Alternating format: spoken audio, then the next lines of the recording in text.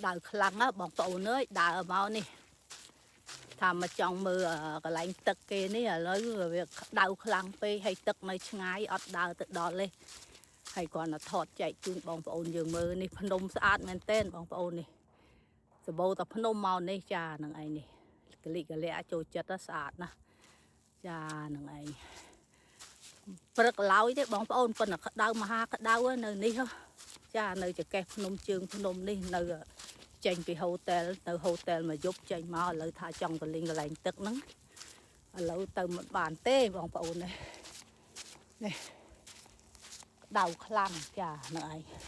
ប៉ុន្តែស្រឡាញ់ភ្នំឃើញភ្នំឃើញស្អីកដេកកដប់នេះ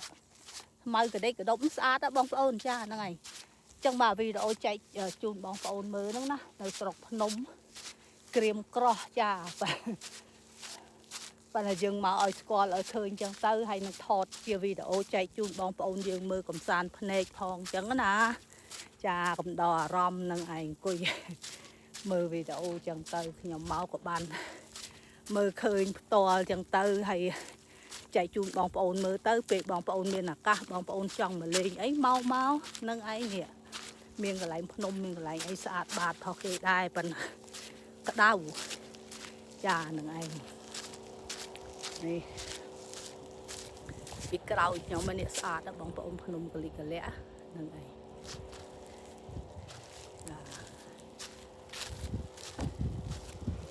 ដើរពីអ្នកបងឥឡូវបកទៅវិញមកឡាន2មកថាចុះមាត់ទឹកហ្នឹងឥឡូវគេចូលឡានខ្ញុំក៏ចូលឡានវិញដែរហ្នឹងហើយដៅខ្លាំងវាអត់មានដើមឈើអីនឹងជ្រោកដូចយើងទៅកន្លែងជ្រោះមិនសិនមិញណាទៅអាហ្នឹងកន្លែងហ្នឹងវាត្រជាក់គឺមានដើមឈើដើមអីយើងអាចជ្រោកបានដល់នៅនេះអត់មានដើមឈើខ្ពស់អីជ្រោកក្តៅខ្លាំងចាហ្នឹងឯងវាលហលហេវឃើញដើមទៀបចាហ្នឹងឯងចាបងប្អូនជូនពរសុខសប្បាយអស់គ្នាជម្រាបលាចា